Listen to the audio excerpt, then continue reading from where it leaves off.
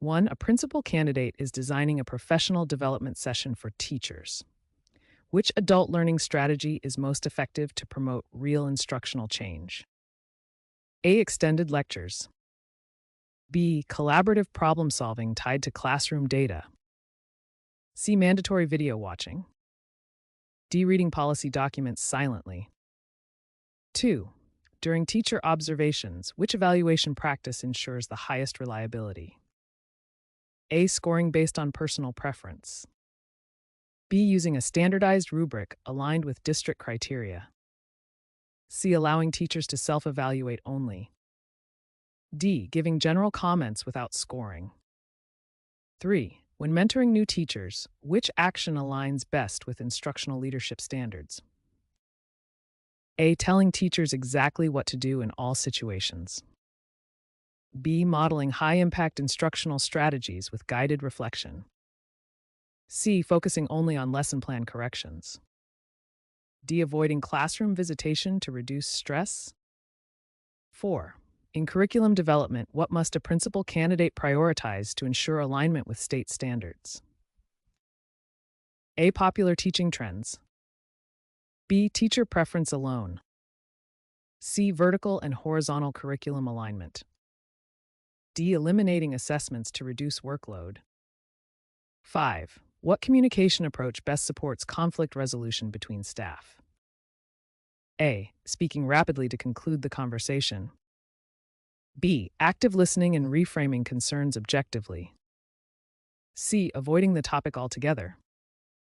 D. Sending a mass email instead of talking. 6. Which regulatory compliance duty is essential for principals? A. Minimizing documentation. B. Ensuring policies align with state and federal education mandates. C. Allowing teachers to choose whether to follow rules. D. Ignoring changes to educational law. 7. A principal candidate wants to evaluate a school-wide reading intervention. What is the most effective first step? A. Collecting perception surveys only. B. Conducting a needs assessment using student performance data. C. Changing the program immediately. D. Asking teachers if they like the program. 8. What mentoring technique most effectively builds teacher self-efficacy? A. Providing corrective feedback only. B. Encouraging reflective dialogue and gradual ownership of practice. C. Giving identical advice to all teachers. D. Demonstrating strategies but never allowing teacher practice. 9. Adult learning theory states that adults learn best when content is A. Abstract and unrelated to experience. B. Immediately applicable to real workplace tasks. C. Memorization heavy. D. Delivered only through readings. 10. What is the primary role of formative assessments in instructional leadership? A. To label teacher performance. B. To inform instructional adjustments and coaching. C. To determine final grades only. D. To evaluate principal performance. 11. When creating a school improvement plan, what should a principal prioritize? A. Personal preference. B. Data-driven goals based on student outcomes. C. Programs trending on social media. D. Teacher popularity votes. 12. Which communication method is most effective for delivering complex policy changes? A. Long emails with dense text. B. Clear verbal explanation with opportunities for Q&A. C. Text messages sent during class. D. Posting updates on teacher lounge bulletin boards. 13. To support professional growth, principals should structure feedback sessions to be A. Judgment-heavy and one-sided. B. Collaborative and focused on actionable steps. C. Centered on personal criticism. D. Conducted only once per year. 14. When evaluating curriculum effectiveness, which measure is most meaningful? A. Student social media engagement. B. Alignment between instructional strategies and assessment outcomes. C. Teacher preferences. D. Length of lesson plans. 15. A principal candidate needs to introduce new technology tools. What is the most effective adult learning approach? A. Independent silent exploration. B. Demonstration, guided practice, and application in real lessons. C. Emailing the manual. D. Making its use optional indefinitely. 16. What characteristic defines a high-quality mentoring conversation? A. Mentor dominance. B. Open-ended questioning and active listening. C. Rapid directives. D. Conversations focused only on problems. 17. How can a principal best ensure compliance with student safety policies? A. Reviewing procedures annually and providing ongoing staff training. B. Assuming all staff know safety rules. C. Delegating all responsibility to the counselor. D. Posting safety rules without explanation. 18. Which evaluation method is most appropriate for assessing teacher growth over time?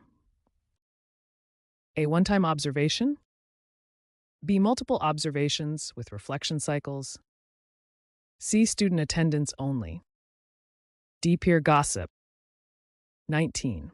When supporting teachers through change initiatives, which action is essential? A. Avoiding discussion until implementation day. B. Providing rationale, clear steps, and continuous support.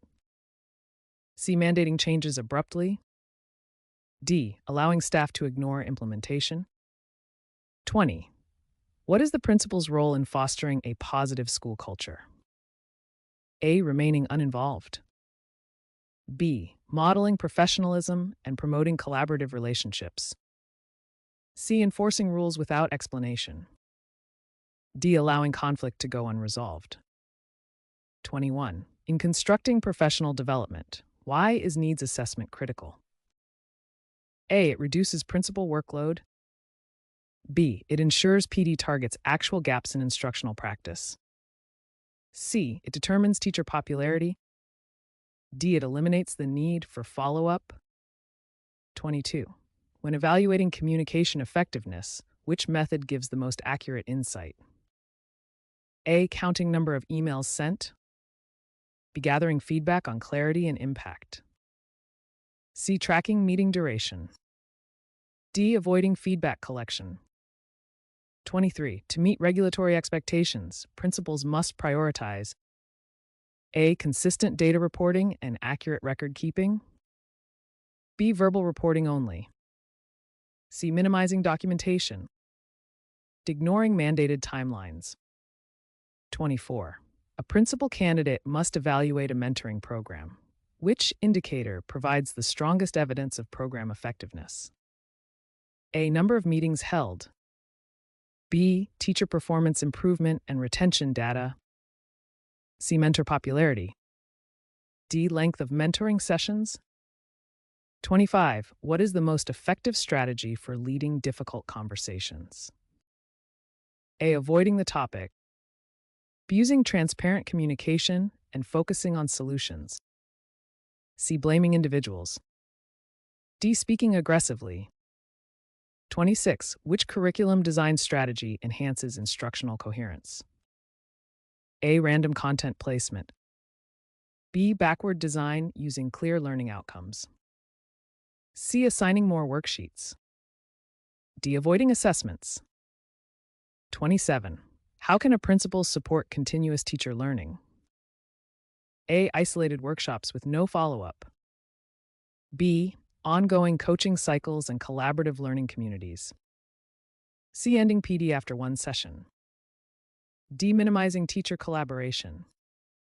28. What is the first step in evaluating a school's discipline policy effectiveness? A. Interviewing only administrators. B. Reviewing discipline data trends. C. Asking students informally. D. Assuming the policy is effective. 29. When facilitating team meetings, what behavior strengthens collaboration?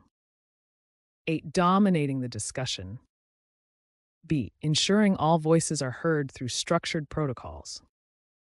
C. Ignoring quieter members. D. Ending meetings early. 30. In change management, why is stakeholder engagement essential? A. It slows down the process. B. It promotes ownership and smoother implementation. C. It causes unnecessary conflict. D. It reduces transparency. 31. Which mentoring practice best promotes reflective teaching? A. Lecturing the mentee. B. Asking reflective prompts and reviewing classroom evidence. C. Avoiding discussion of classroom data. D. Focusing only on compliance. 32. When analyzing school data, what must a principal candidate avoid?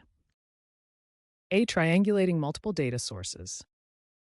B. Jumping to conclusions based on a single data point. C. Considering student trends. D. Using evidence for decision-making. 33. Which leadership behavior most supports ethical decision-making? A. Prioritizing convenience. B. Acting consistently with policies, fairness, and student well-being. C. Hiding information. D. Making decisions privately without rationale. 34. A principal candidate is reviewing instructional walkthrough data with a leadership team. Which approach most strengthens data-driven decision-making? A. Sharing only positive trends. B. Analyzing patterns across classrooms to identify root causes. C. Ignoring outliers. D. Focusing on individual teacher mistakes. 35.